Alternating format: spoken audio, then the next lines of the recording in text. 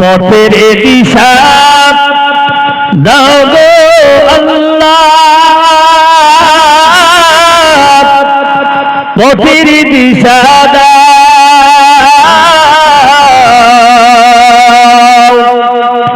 আমি পথ হারাইয়া কান্দি পথে, আমায় তুইলা দাও। পথের দিশা দাও গো মুর্শিদ, পথের দিশা দাও। আমি পথ হারাইয়া কান্দি পথে, আমায় তুইলা দাও। কোন বাপিতে মিলে আল্লাহ, কোন বাপতে রাসূলুল্লাহ, কোন বাপতি পুলসেরা তো পার সে কোভা জানাও। পথের দিশা দাও গো আল্লাহ, পথের দিশা দাও। আমি পথ থাকিতে হইলাম কানা, পথের দিশা নাই গো জানা। তুমি অন্ধ চোখি দয়াল জপি বাতি যে জ্বালাও। পথের দিশা দাও গো আল্লাহ, পথের দিশা দাও। আমি পথ থাকিতে হইলাম আমি বাতি যে জ্বালাও। আইসা তবে মারলো মিছে, খেটে খেটে বেকার করে, ওরে আমার ভাবনা ভেবে জীবন গেল কেটে। পথের দিশা দাও গো আল্লাহ, পথের দিশা দাও। আমি পথ হারাইয়া কান্দি পথে, আমায় তুইলা দাও।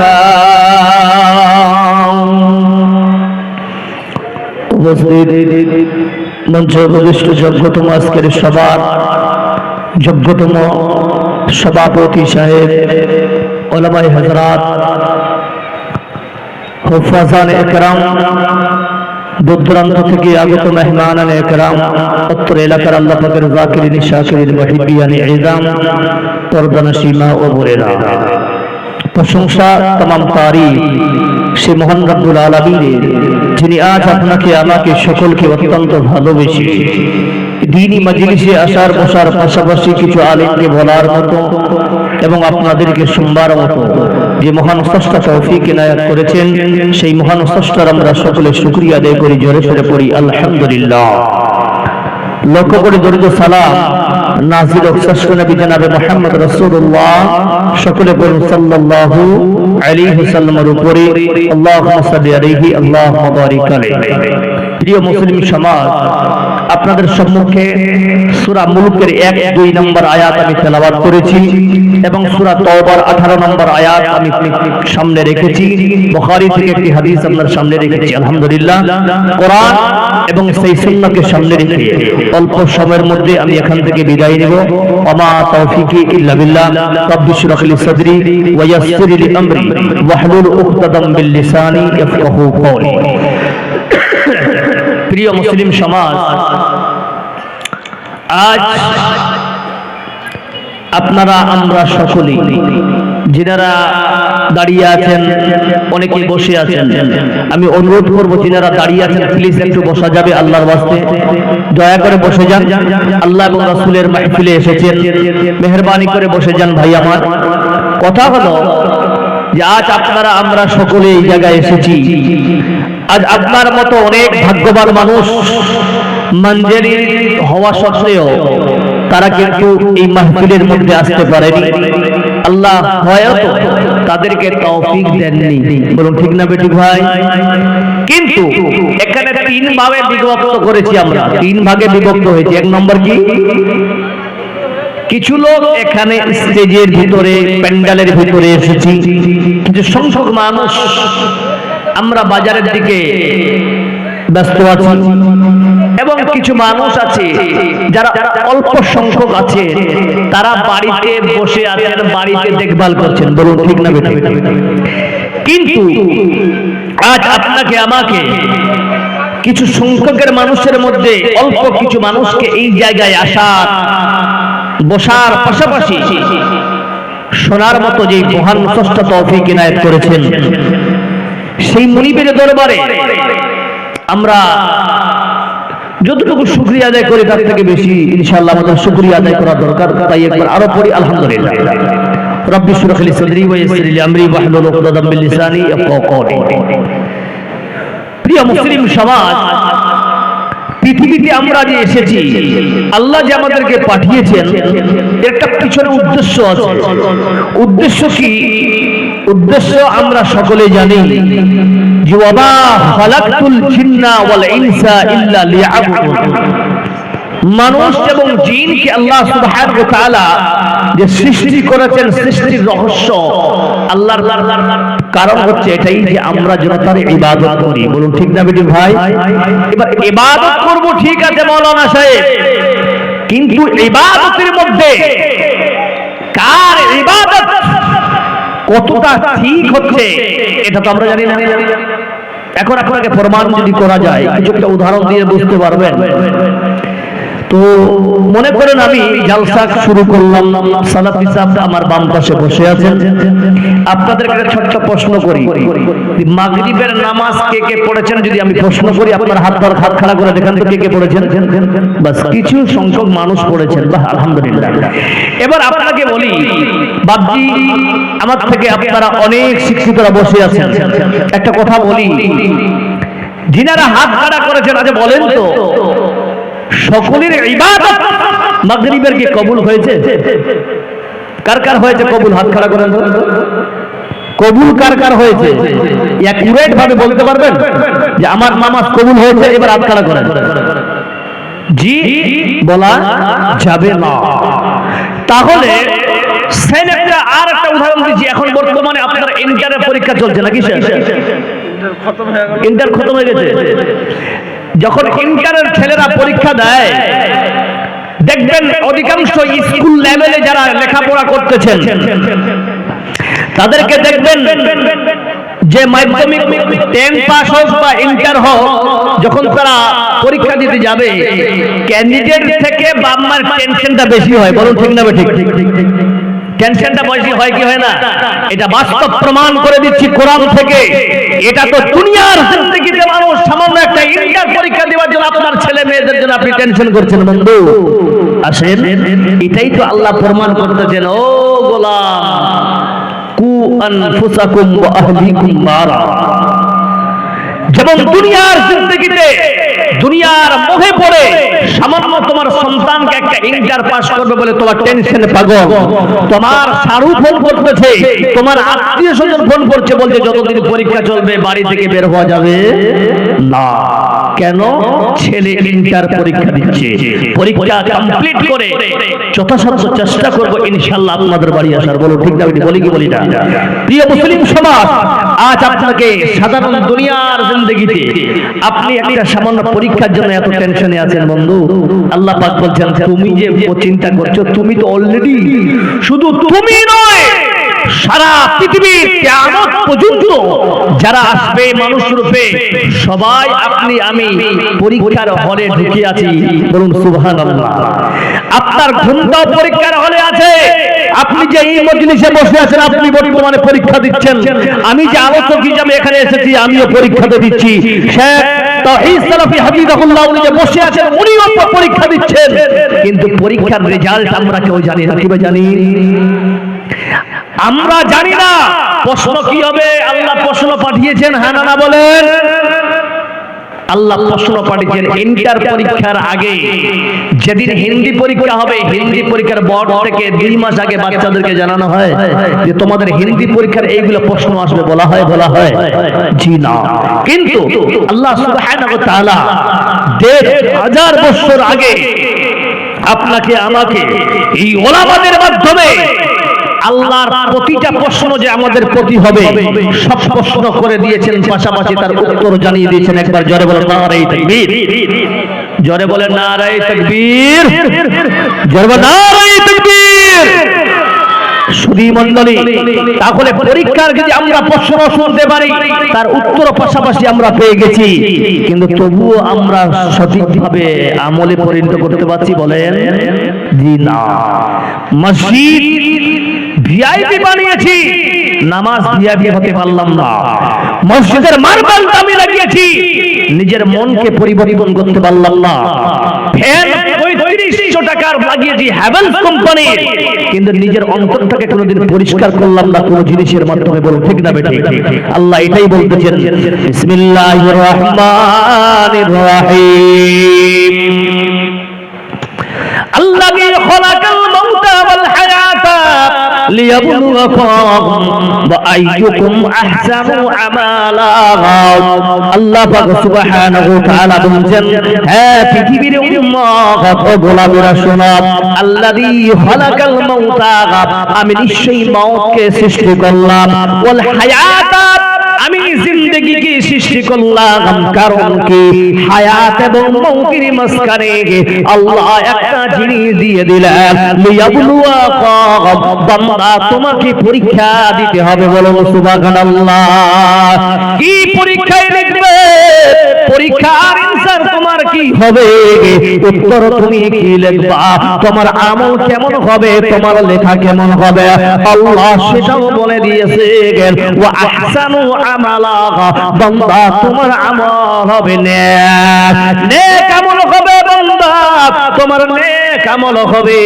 কেমন কথা ভাই? তাহলে দেখে নে, আল্লাযী খালাকাল মাউতা, মানুষকে সৃষ্টি করা হলো, মানুষের মরণ হবে বাস্তব। এই মাঝখানে বান্দা আপনি আমি সবাই পরীক্ষা দিয়া দিই। তাহলে পরীক্ষা দেব কেমন? বলবি সাহেব আমার পরীক্ষা চলতেছে, আপনি যেই কোনো কাজ করেন না কেন ওটাই হলো পরীক্ষা। আপনি নামাজ পড়বেন, ওটাই একটা পরীক্ষা। যদি বলেন নামাজটা কেমন পরীক্ষা? নামাজ যদি নামাজের মতো না হয় তাহলে আপনার সময়টা বরবাদ হয়ে যাবে। বলুন ঠিক না বেঠে? আল্লাহ রাব্বুল আলামিনের নবী বলেছে, সাল্লু কামা রাআইতুমুনি ইউসাল্লি। উম্মত রে, যখন তুমি নামাজ আদায় করতে যাবা, তোমার নামাজ যেন নবী করিম সাল্লাল্লাহু আলাইহি সাল্লামের নামাজের মতো নামাজ হয়। বান্দা তুমি যখন হাঁটবি, তোমার হাঁটাটাও যেন শরীয়তের মোতাবিক হয়। তুমি যখন হাসবে, হাসাটাও যদি শরীয়ত মোতাবিক হয়, বান্দা তোমার দুনিয়ার জিন্দেগি সাকসেস হবে। আর তুমি চলছো যাবার সময় আল্লাহ রাব্বুল আলামিন বলতেছে, বান্দারে ওয়াকুল্লিল মুমিনিনা ইয়াগুযুনা মিন আবসারিহিম। হে পৃথিবীর উম্মতের দল, তোমরা যখন দুনিয়াতে চলবা, হে আমার গোলাম, তোমার হাঁটাটা কেমন হবে? কোরআন বলতেছে, তুমি যখন দুনিয়াতে চলবা, রাস্তা দিয়ে হাঁটবে, বান্দা তোমার চক্ষু যেন নিম্নগামী হয়ে চলে। কোনো তুমি নারীর দিকে তাকাবা না, কোন নারীর দিকে তুমি খারাপ নজর দিবা না। এটা কোনো শরীয়ত মোতাবিকের কাজ। বান্দা এইরকম যদি তোমার আমল হয়, আল্লাহ বলছেন তোমার পরীক্ষা সাকসেস হবে। আর তোমার নামায় আমলে আহসানু আমালা, নেক আমলে পরিণত হবে। জোরে সরে বলুন তো নারে তাকবীর। সুধী মণ্ডলী, এ মুসলমান, আজকে আপনার আমার দুনিয়ার জিন্দেগি কেমন হচ্ছে দেখে নেন। 10 বছর আগে যদি আপনি যান, 2015 আগে যদি আপনি লক্ষ্য করেন, এই মানজেলি বলেন বা 0 মাইল বলেন, কাঠিয়ার বলেন, যেই কোনো জায়গায় বলেন না কেন, জমি জায়গার দাম কম ছিল না বেশি? জোরে বলেন জি ভাই, কম ছিল, কিন্তু মানুষ খরিদ করতো না রে বাবা। তাহলে এখন যে আগের জমি 1 বিঘার দাম ছিল 7 লক্ষ টাকা, কিন্তু ওই জায়গায় এখন 7 লাখ টাকা এক ডিসিমিল জমি খরিদ করতে হয় কি হয় না জোরে বলেন। তবুও বান্দারা কেউ 10 ডিসিমিল, কে 1 কোটি, কেউ 1.5 কোটি টাকার খরিদ করতেছে। গোলাম রে, এই টাকাগুলো কোন জায়গা থেকে আসলো? বান্দা তুমি চিন্তা করলে না? আখারে আজ বাড়ি বাড়ি বলছে কি আমার এত লাখ টাকার প্রপার্টি আছে, ওই প্রপার্টি দেখিয়ে লোন নিচে বলুন ঠিক না বেঁচে লোনের টাকা দেখে তো ওলামারা বসে আছেন আমি বড় মুক্তি নয়। তাহলে দেখে নেন মুসলমান, যদি লোন আপনি ব্যাংকের থেকে নিতে যাও তাহলে ওই লোনটা আপনাকে সুদের উপর টাকা দিতে হবে কি হবে না? মুসলমান, আল্লাহ কোরআন দিয়ে প্রকাশ্য বলছে যেন আমি সুদকে হারাম বলেছি, বলুন সুবহানাল্লাহ। মুমিন রে, তোমার যদি ঈমান তাজা হয় তাহলে তুমি সুদের মতো জঘন্যতম জিনিসটাকে তুমি হারাম বলে গণ্য করবা এবং জীবনে ঠিক করবা, কিন্তু আল্লাহর আইনের উপর আমল করবে, আল্লাহর আইনকে কোনোদিন লাত মারবে না। জোরে বলো ঠিক না বেঠিক?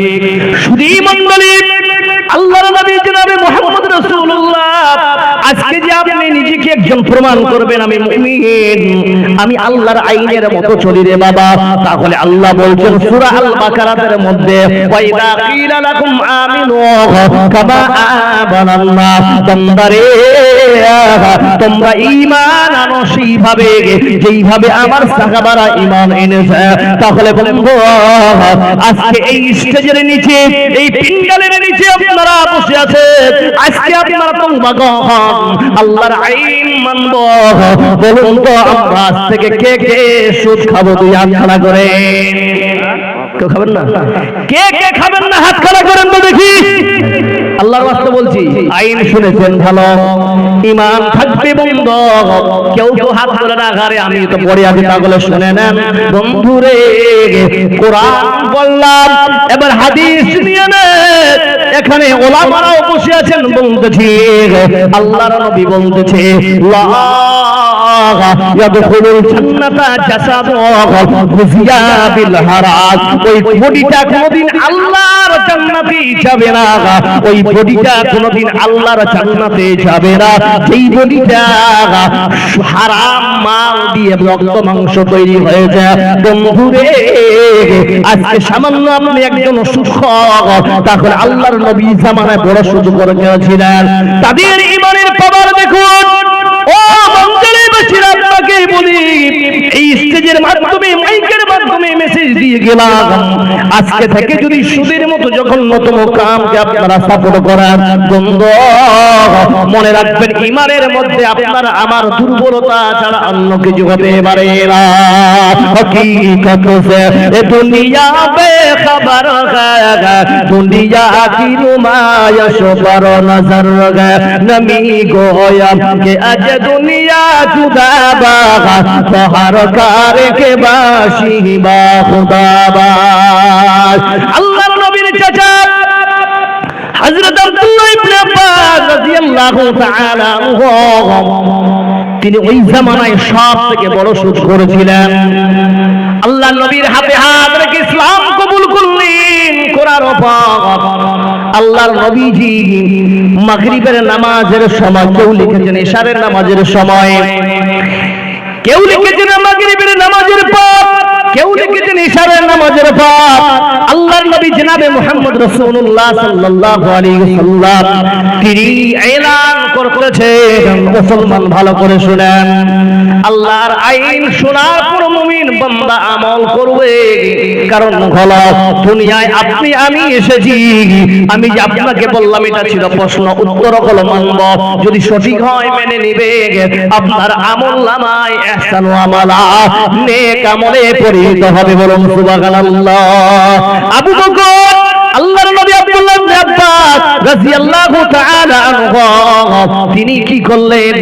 আল্লাহর নবীর কথা মতো আল্লাহর নবী জনাবে মুহাম্মদ রাসূলুল্লাহ সাল্লাল্লাহু আলাইহি ওয়াসাল্লাম এলান করতেছেন, ওরে সাহাবারা শোনো, ও গো মুনাফিকের দলেরা, ও মুশরিকির দল, তোমরাও শুনে নাও, আমার চাচা আব্বাস আজকে ইসলাম কবুল করেছে, আমার চাচার কাছ থেকে যারা তোমরা সুদের উপরে টাকা নিয়েছ, আমি মুহাম্মদ, সকলে মুহাম্মদে বলুন সাল্লাল্লাহু আলাইহি ওয়াসাল্লাম, এলান করতেছি, এলান হলো এই আমার চাচার কাছে যারা সুদের উপরে টাকা নিয়েছ। कहाँ पर है? यहाँ पर आसिफ जहाँ पर भी हो यहाँ पर। हेलो आसिफ जहाँ कहीं भी है वो ऑफिस में आने की कोशिश करे। आसिफ जहाँ कहीं भी है वो ऑफिस आने की कोशिश करे। बंद करो उसको। वो दूसरे जगह में लगा हुआ है। अच्छा সুধী মণ্ডলী, আল্লাহর নবী বলতেছেন ওল মুনাফিকের দল, মুশরিকের দল, তোমরা শুনে নাও, যারা আমার চাচার কাছ থেকে যারা সুদের উপরে টাকা নিয়েছো, শোনো, আমি আব্দুল্লাহর পুত্র মুহাম্মদ সাল্লাল্লাহু আলাইহি সাল্লাম বলছি, সুদ আর দেওয়া লাগবে না, তোমরা আসলটাই আমার চাচাকে দিয়ে দিবে। বলুন সুবহানাল্লাহ। আল্লাহর নবীর চাচা আব্বাস মসজিদে প্রবেশ করবেন, ইতিমধ্যে আল্লাহর নবীর কথা সঙ্গে মিল দিয়ে আল্লাহর নবীকে বলছেন, বেটা মুহাম্মদ, ও বেটা, বেটা মুহাম্মদ ভাতিজা রে, তুমি আমার যোগ্য ভাতিজা, এলান করেছো, ঠিক আছে বেটা, আজকে আমি অন্ধকার থেকে আলোতে ফিরে আসলাম বেটা, এতদিন ধরে মুশরিক ছিলাম বেটা রে, তোমার হাত ধরে হেদায়েত আল্লাহ দিয়েছে আমাকে বেটা, বেটা তোমার যদি অনুমতি পেয়ে যেতাম তাহলে আমি দুই একদিনে একটা এলান করতে চাই। মুহাম্মদ সাল্লাল্লাহু আলাইহি ওয়াসাল্লাম বলছেন, চাচা যান, আপনার মন চাই যা এলান করবেন আপনি করতে থাকেন, আমার কোনো আপত্তি নাই।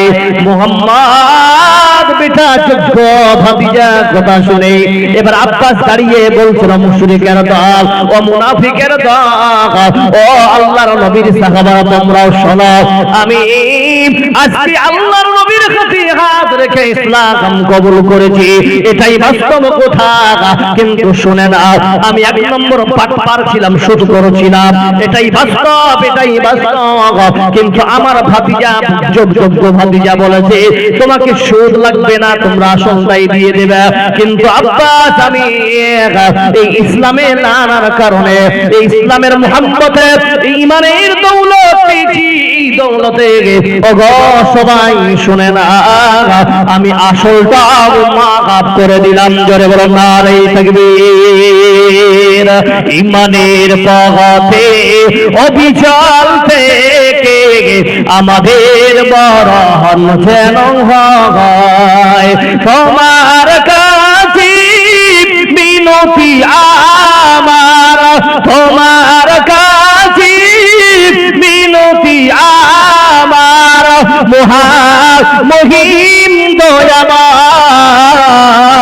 দয়াময়, ঈমানের পথে অবিচল থেকে আমাদের মরণ যেন হয়। জোরে বলুন নারে তাকবীর।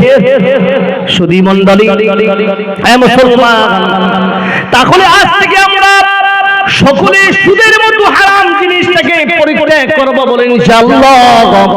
জোরে বলেন ইনশাআল্লাহ। সুধী মণ্ডলী, আপনাকে দুনিয়াতে চলবেন আল্লাহর কথা, আইন মেনে চলবেন, কারণ দুনিয়াতে আপনি যতক্ষণ চলবেন আপনি পরীক্ষার হলের মধ্যে ঢুকে আছেন। আপনার কাজ যদি ভালো হয় বন্ধু, হিন্দি পরীক্ষার দিনে যদি কেউ ইংলিশের অ্যানসার লিখে পাস হবে, জোরে বলেন, পাস হবে না। আল্লাহর আইনের গণ্ডির মধ্যে আপনি চলবেন, আল্লাহ আপনাকে জান্নাত দেবে। আর আপনি যদি আল্লাহর আইনের গণ্ডির বাইরে চলে যান, আল্লাহ জাহান্নাম রেখেছে। কেমন কথা রে বাবা। সুধী মণ্ডলী, মায়ার নবী রাহমাতুল লিল আলামিন, আপনাকে আমাকে সব থেকে আল্লাহ নবী বলতেছেন, মা আতাকুম রাসূল ফাখুযুহু ওয়া মা নাহাকুম আনহু ফান্তাহু।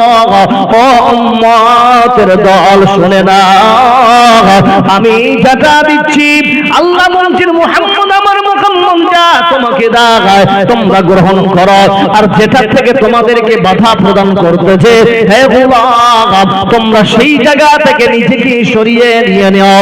এরই নাম হলো ইমানদার। সুধী মণ্ডলী, এবার আসেন মাইলোকের পিন্ডালে আগে জায়গা খালি আছে, পিছা দিকে ভিড়।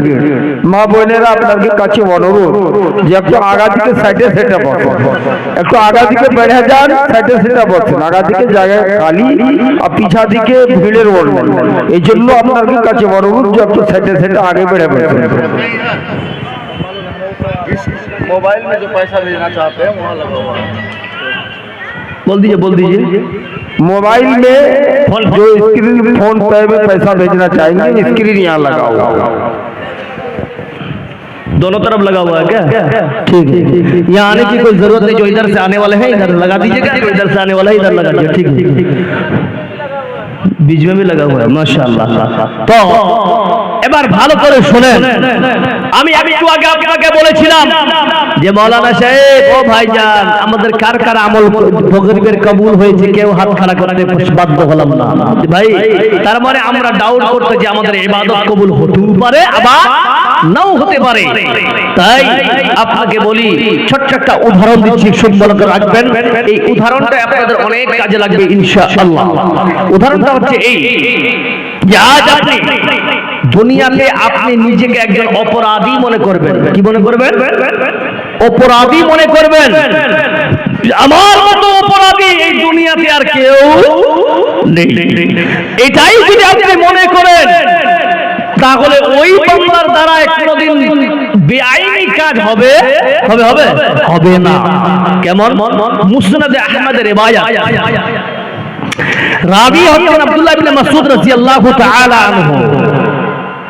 আল্লাহ নবী জনাবে মুহাম্মদ রাসূলুল্লাহ সাল্লাল্লাহু আলাইহি সাল্লাম বলছেন বনি ইসরাইলের একজন আলিম, বড় আবিদ, তিনি আল্লাহর কাছে এতগুলো ইবাদত করেছেন যে 7 বছরের ইবাদত তার কবুল হয়েছে। বলুন সুবহানাল্লাহ। কয় বছর? 7 বছরের ইবাদত কবুল হয়েছে আল্লাহর কাছে। ওই বান্দা কি করলেন?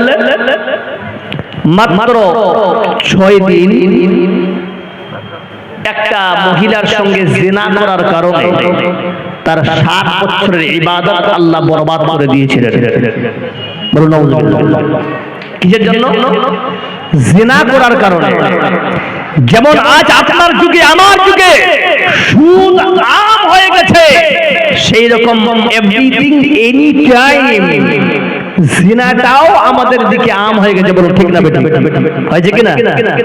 পদে পদে জিনা হচ্ছে আমাদের আপনার এলাকায়। টুপি পাঞ্জাবি পরে আমরা ঘুরে বেড়ালে হবে না। দাওয়াত যতই আমরা দিই না কেন, দাওয়াতে গ্রহণ করার মধ্যে পাস আমাদের কাছে নেই। যে মেশিন আমাদের কবুল করবে ওই মেশিন জং ধরে গেছে, এটাকে সার্ভিস করার মতো কেউ পাই না। বলুন ঠিক না বেঠিক? আজ বাড়ি বাড়ি আমাদের আলহামদুলিল্লাহ আমাদের মুসলিম কমিউনিটির মধ্যে আমাদের প্রত্যেকটা মহিলা, মেয়ে হোক বা নারী হোক, এরা বের হলে পর্দায় বের হয়। কিন্তু দেখেন ইউটিউবে সার্চ করেন, ফেসবুকে, অফলাইন অনলাইন সব জায়গায় দেখবেন যে প্রতিটা আমাদের মুসলমানের মধ্যে কাউকে না কাউকে গাছে বেঁধে মারছে বলে কি করে ধরা পড়েছে এরা। বলুন ঠিক না বেটা? এই জিনা আল্লাহ থেকে তাহলে আপনাকে সর্বপ্রথমে জানা দরকার ইসলামটাকে। আল্লাহ তাবারক ওয়া তাআলা কোরআন থেকে বলছেন তোমরা শিক্ষা অর্জন করবে, ফাআলাম আন্নাহু লা ইলাহা ইল্লাল্লাহ। বুঝতে পারছেন? ওই জায়গাটা জানতে হবে। তাহলে আসেন প্রিয় মুসলিম সমাজ, বনি ইসরায়েলে ওই ব্যক্তি 6 দিন জিনা করার পর ওই বান্দা করলেন কি? চুপ হয়ে গেলেন। বুঝতে পারলেন আল্লাহ আমার দ্বারাই বড় পাপ হয়ে গেছে, মাবুদ তুমি আমাকে ক্ষমা করো। বাস একদিন 2 দিন নয়, টানা 3 দিন 2 রাত ধরে ওই বান্দা আল্লাহর কাছে বলতেছেন মাবুদ তুমি আমাকে ক্ষমা করে দাও, ওগো আল্লাহ তুমি আমাকে ক্ষমা করে দাও। আল্লাহ এটাই কোরআন থেকে বোঝাচ্ছে। আল্লাহ রাব্বুল আলামিন বলতেছেন ইয়া আইয়ুহাল্লাযীনা আমানু তুবু ইলাল্লাহি তাওবাতান নাসুহা। বান্দা তুমি ভুল করেছো, ঠিক আছে, আসো তওবা করো, অন্তর থেকে তওবা করো, আমি আল্লাহ মাফ করে দিব। ওই বান্দা 3 দিন 2 রাত ধরে আল্লাহর ইবাদত করতেছেন, ফরিয়াদ করতেছেন, তওবা করতেছেন, কিন্তু বন্ধু তওবা করতেছেন কিন্তু পেটে খাবার নাই। হঠাৎ একজন আল্লাহর গোলাম ওই বান্দার হাতে 2টা রুটি দিয়ে বলছেন খান। ওই বান্দা যখন 2টা রুটি পেয়েছে আনন্দে উল্লাসে একটা রুটি ছিঁড়ে মুখে দেবে, ইতিমধ্যে ডান পাশে একজন আল্লাহর গোলাম তিনি চিন্তা করলেন আরে আল্লাহ আমি এতদিন ধরে না খেয়ে আছি, বাবা তুমি রিজিকের মালিক আছো, আল্লাহ তুমি রিজিকের ওয়াদা করেছো, তুমি আমার রিজিকের ব্যবস্থা করে দাও। ওই বান্দার কথা শুনি এই লোকটা মনে করলো আমার আল্লাহ 2টা রুটি দিয়েছে, একটা রুটি ওকে দিয়ে দিলেন, এবার দ্বিতীয় রুটিটা মুখে দেবে ভাব। ইতিমধ্যে বাম পাশে একজন আল্লাহর কোন গোলাম তিনিও দাঁড়িয়ে গেছেন, আল্লাহ আমার তুমি খাবারের ব্যবস্থা করো, আমিও 2-3 দিন ধরে না খেয়েছি। এই বান্দা মনে করলো আরে আমার থেকে বেশি দিন না খেয়েছে, তাহলে আমি এতদিন ধরে না খেয়েছি, আল্লাহ বাঁচিয়ে রেখেছে, চল চল চল এই বান্দাকে দ্বিতীয় রুটিটা আমি দান করে দিই। ওই বান্দা তাকে দান করে দিলেন। দান করার পর কিছুক্ষণ পর আল্লাহ তাআলার হুকুম হলো ওই বান্দার ইন্তেকাল হয়ে গেল। বন্ধুরে যখন বান্দার ইন্তেকাল হয়ে যায় এই সময় আল্লাহর জাহান্নামের ফেরেশতারা এসে বলছে এটা আমাদের মেহমান, জান্নাতের ফেরেশতারাও এসে বলছে এটা আমাদের মেহমান। মুসলমান 2 জনে ঝগড়া লেগে গেছে, বলুন তো আল্লাহ জানেন কি জানেন না, জোরে বলেন। আল্লাহ বলতেছে ও জাহান্নামের ফেরেশতারা ঝগড়া করার কোনো কারণ নেই, তোমরা সব 6 দিনের জিনাকে তোমরা এক পাল্লাই রাখো, আর 60 বছরের ইবাদতকে তোমরা এক পাল্লাই রাখো। দুইটাকে যখন 2 পাল্লাই রাখা হয় 6 দিনের জিনার পাল্লা ভারী হয়ে গেল, 60 বছরের ইবাদত হালকা হয়ে গেল। জাহান্নামের ফেরেশতারা বলছেন এটা আমাদের পারফেক্ট মেহমান, আমরা নিয়ে যাব। আল্লাহ বলছেন ও জান্নাতের ফেরেশতারা শোনো, এবার তোমরা ফয়সালা নাও, 6 দিন জিনাকে এক পাল্লাই রাখো, আর ওই বান্দা যে 2টা রুটি আল্লাহ রাস্তায় দান করেছে, 2 জন ব্যক্তিকে দয়া করেছে, ওই 2টা রুটিকে তোমরা এক পাল্লাই রাখো। 2টা রুটিকে এক পাল্লাই রাখা গেল। বন্ধুরে আল্লাহর ফয়সালা দেখে 2টা রুটির পাল্লা ভারী হয়ে যায়, আর 6 দিনের জিনার পাল্লা হালকা হয়ে গেল। আল্লাহ বলছেন জান্নাতের ফেরেশতারা এর ঠিকানা জান্নাতে, জোরে বলুন সুবহানাল্লাহ।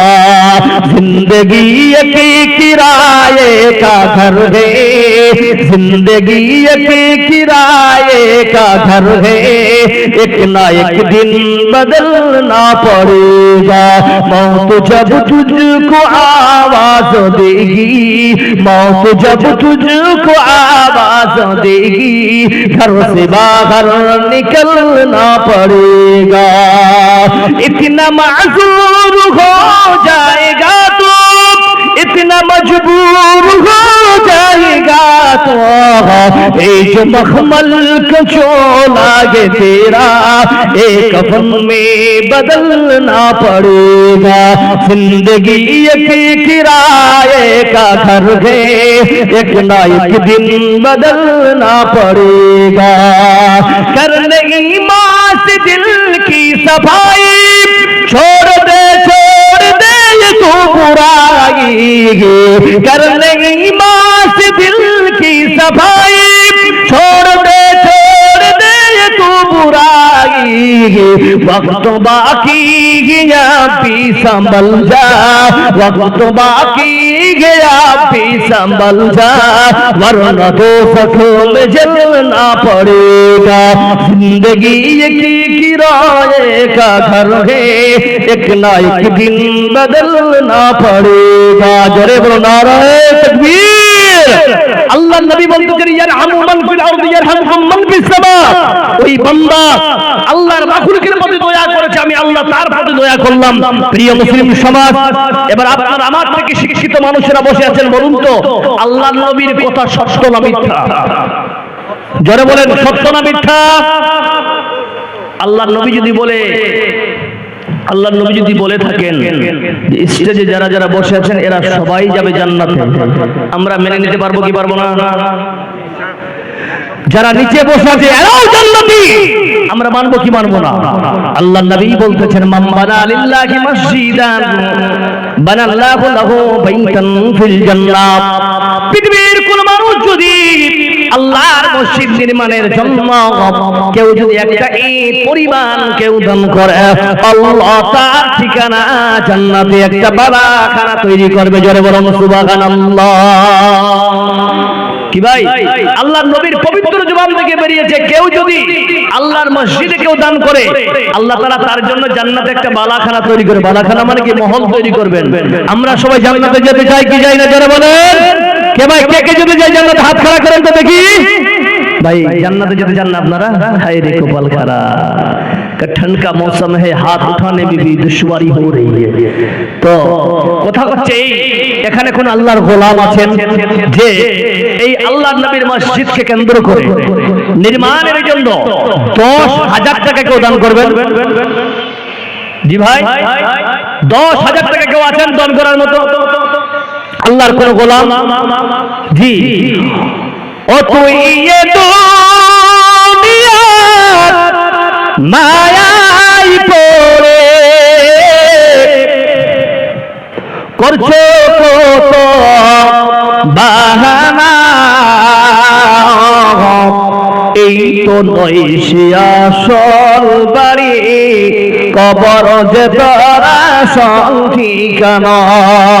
এই তো নয় সে আসল বাড়ি, কবর যে তোর আসল ঠিকানা। ভাই বেরাদার যারাই ছিল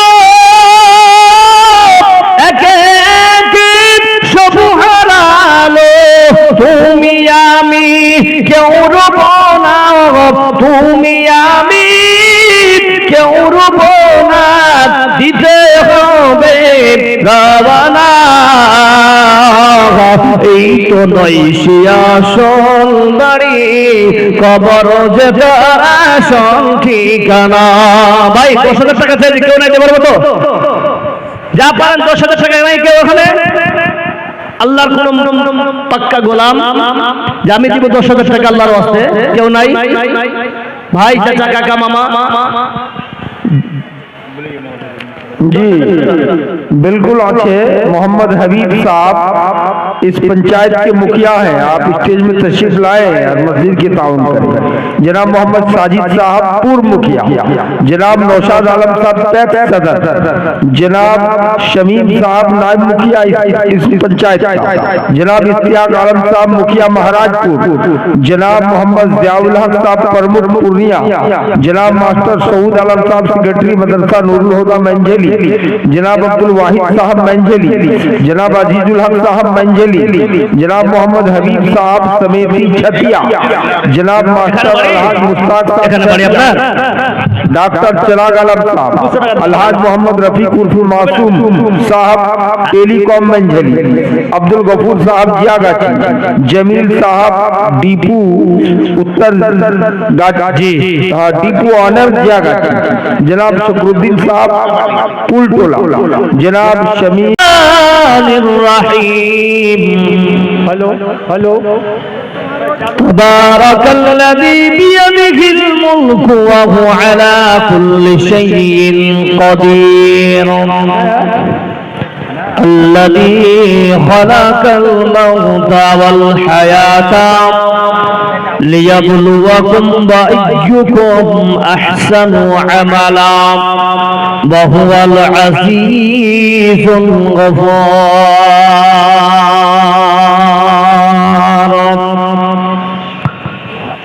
وقال الله تعالى إنما يعمر مساجد الله من آمن بالله واليوم الآخر وقام الصلاة وآتى الزكاة ولم يخشى إلا الله.